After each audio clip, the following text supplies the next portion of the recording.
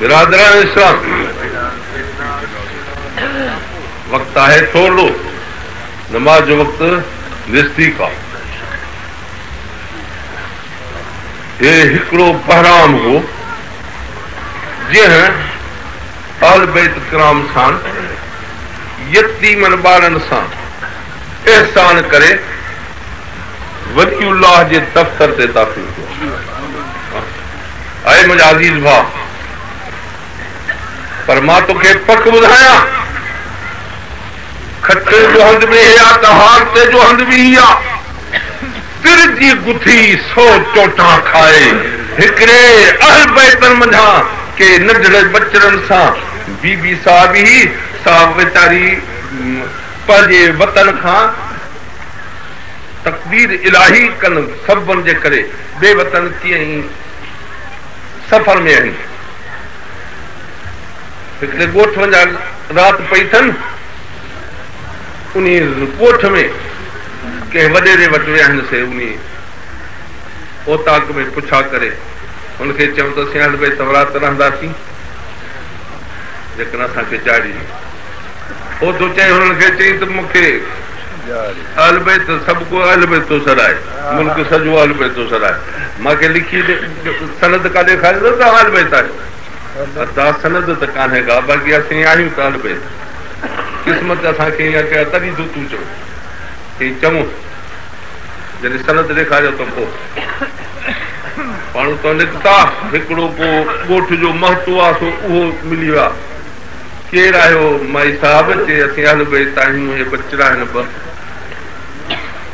हिते टिकायो कंहिं कोन्हे। चए असांजे घर हली त टिको भला, मां तव्हांजी ख़िदमत कयां राति।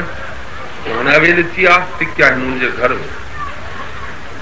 राति थी, हक़ीक़त आहे राति जे वक़्त में वॾेरो खाई पी सुम्हियो आहे त ॾिसे थो पियो त सुभाणे अलाह क़यामत जो मैदान थियो आहे।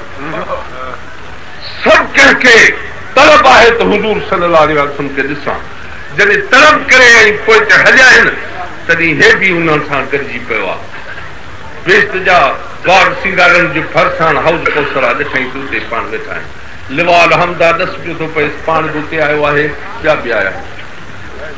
हिकिड़ी जाइ सिंगारनि बि थी आहे भरिसां, हिन जो वात पाणी थो करे कि बिला हे जाइ कंहिंजी आहे। पाण फरमायो त इहा जाइ हिकिड़े मुस्लमान जी आहे। कि भला मां बि मुस्लमान आहियां, मूंखे मिलंदी? पाण फरमायो त तूं मुस्लमान आहे? चए हा। कि सनद ॾेखार पंहिंजे इस्लाम जी। हाणे हैरान थियो त सनद कहिड़ी ॾेखारे? चए सनद कहिड़ी ॾेखारे? कि भला आहियां त मुस्लमान जाओ, पीउ जो नालो फलाणो, घर फलाणो। चए त आहे नामाकुल, तोखे हयाल न आयो? मुंहिंजी न्याणी तुंहिंजे दर ते आई, बचड़ा मुंहिंजा, उनखे सनद पियो घुरी। जेकर उन्हनि खां सनद घुरी ते तूं बि पंहिंजे इस्लाम जी सनद ॾेखार। हैबत खां सुजाग थियो। उन महिल माण्हू भॼाई त वारो कयो, बीबी साहब कयो सचा आहिनि इहे बाल बैत आहिनि। ॻोल्हा कयूं हेॾे होॾे, ॻोल्हा करे करे थका, ॾस कोन पियो पए। हिकिड़े हलूं ॾस पियो त फिराणे महते जे घर ॾे हिंदू वठी पियो। हे वॻो सो ते दर ते बीठो, चई त अहल बैत सगुरा आया आहिनि? चई तरे? चई हा उहे आया आहिनि। चई त यकदम मूंखे ॾे। चई त मां वठी वञा। अंदरि बीबी साहब खे अर्ज़ु कयो त मूं ॾे हलनि। चई त बीबी साहब चयो त असीं हिते ख़ुशि आहियूं, कोन ईंदासीं। माथे बि चयो साईं मां कीअं अचनि, त पाण ई हलनि त भली, बाक़ी मां हुनखे अर्ज़ु कयां त पोइ तव्हां ॾे अचनि।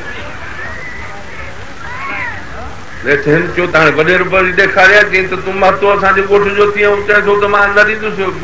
बीबी साहब जल्दी हुनखे चओ त हलनि। मां ते चयो साईं वॾेरा साहब, छा ते तूं चरियो थियो आहे? पोइ माड़ी जे मथां चरियो थियो आहे न, उन माड़ी जे वास्ते तूं बि मथो ॾे न। पर मां तोखे ॿुधायां थो त पंहिंजे इस्लाम ते फ़ख्र न कर साईं, उहा माड़ी मूंखे सरकार ॾियारी आहे।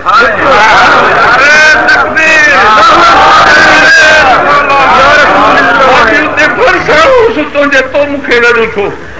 सरकार फरमाईंदा बचड़ा तो वटि। हा साईं किबला याद तुखे मारी जा इस्लाम मांखे पाण तलकीन कई खड़ो थे वहा मारी मुझे नाले ते लिखियल आहे मूंखे ॾेई छॾी अथई बाक़ी तूं छा जगाण थो करे आहे मुंहिंजा सुहिणा अज़ीज़ भाउ हे दुनिया फानी आहे फानी ऐं फानी दुनिया दम न हिकिड़ो लटे लोड़ कननि सी जोड़ींदा जानी कोडर ऐं कहानी आहे सिर सभु कई मुंहिंजा अज़ीज़ भाउ हिन फानी दुनिया ते मगरूर न थी आइंदे साल या नसीब कहिड़ा मिलूं त कहिड़ा वञूं